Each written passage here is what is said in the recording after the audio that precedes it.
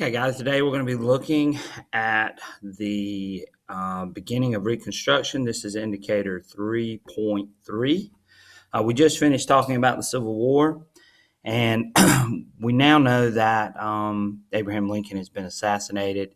And now what's going to happen after the war is over with? Remember, Lincoln wanted to actually let the South back in and really not sort of punish them harshly.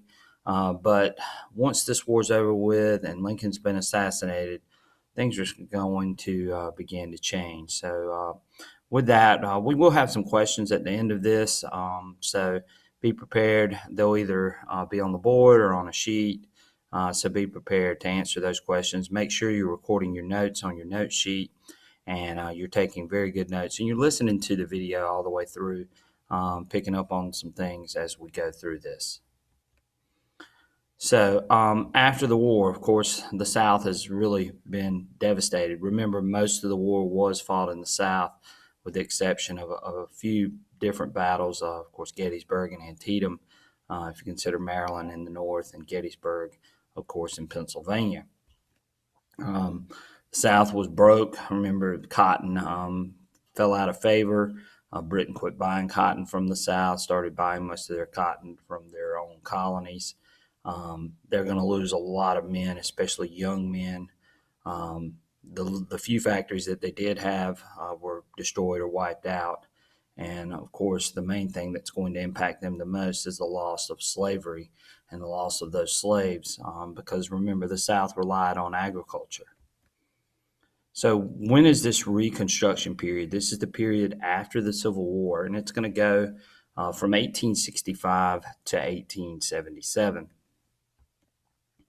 The goal of Reconstruction is going to be to reestablish the Southern states as part of the Union. And again, that Lincoln did not want to punish the South harshly and let them back in. But there's going to be some other factors that are going to play into this. Of course, these new policies during Reconstruction was to expand democracy, make democracy available to all people, including the free slaves. The South is going to have a really hard time with that, and that's eventually going to lead to some problems with the North and how the North is going to view the South and deal with the South after the Civil War is over with.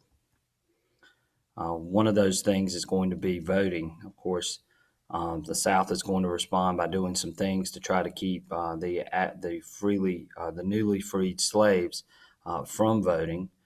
And of course, here are some pictures of what it looked like during that period. And of course, the top picture is Freedmen's School. They've opened up schools for the former slaves, but you can see life was still rough and life was still pretty hard, even for these former slaves after the war was over with. So the South, after the war, once Reconstruction starts, is going to try to hold on to their old ways.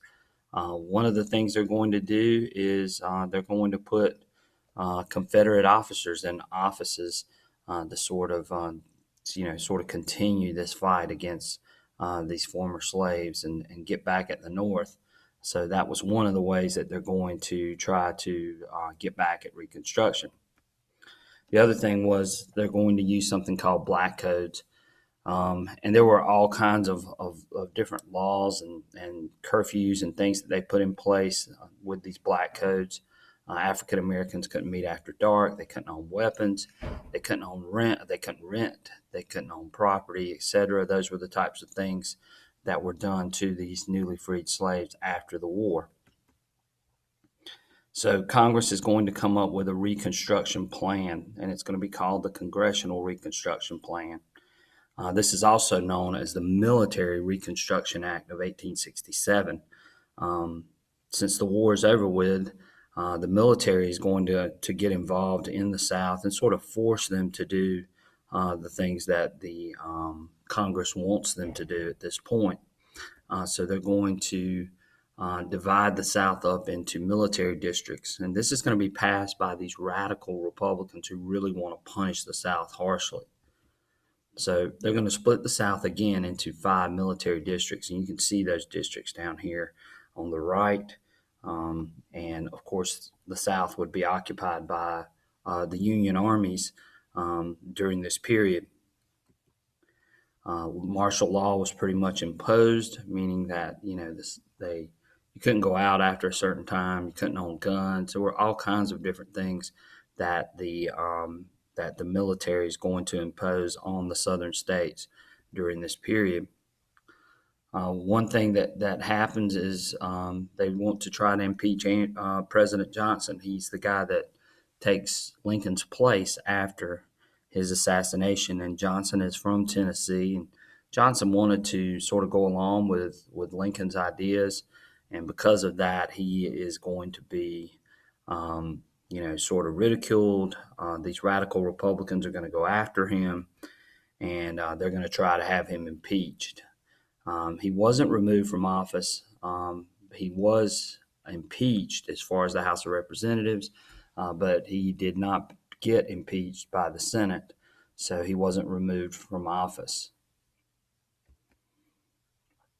So there are three what we call the Reconstruction Amendments. You definitely need to know these.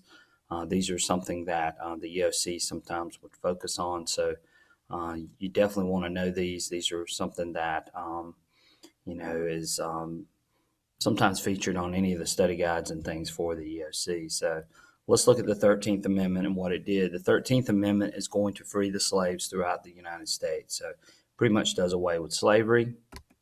The 14th Amendment is one that you still hear today. It recognizes the citizenship of African Americans, that they get due process, they get equal protection under the law. And then the 15th Amendment, it was to ensure the rights of all male citizens to vote. And of course, this allowed the former slaves the right to vote. So 13th, 14th, and 15th Amendments are the Reconstruction Amendments. Make sure you know these and make sure you know what each one does. And again, 13th, freed the slaves. 14th, recognized citizenship of African Americans, provided due process and equal protection.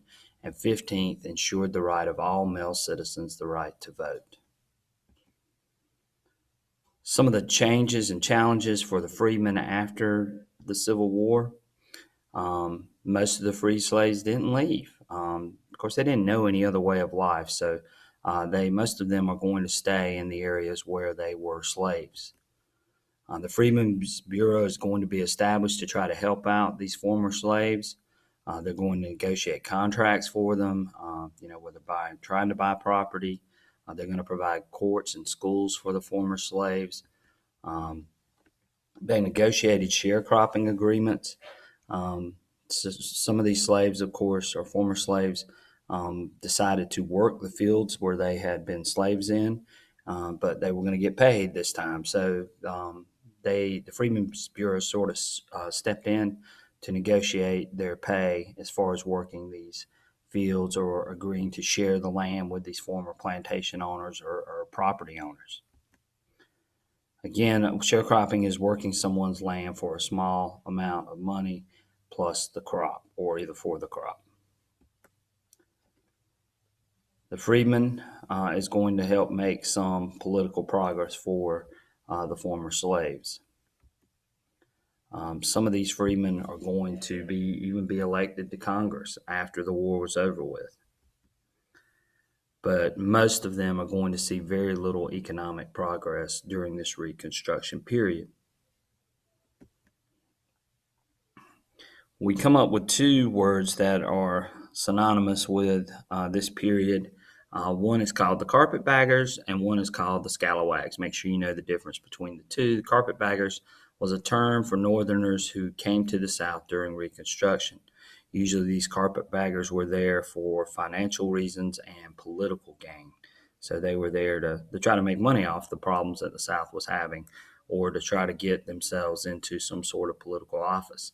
The other term is scalawags. Scalawags are Southern whites who the Southerners are going to think betray them because they betrayed Southern values. And usually a scalawag was someone who supported Reconstruction, supported the Republican Party, and supported Northern policies such as desegregation and integration. And desegregation, of course, meant that you wouldn't have blacks and whites separated, and integration means that you were going to allow these former slaves to integrate or to become part of society.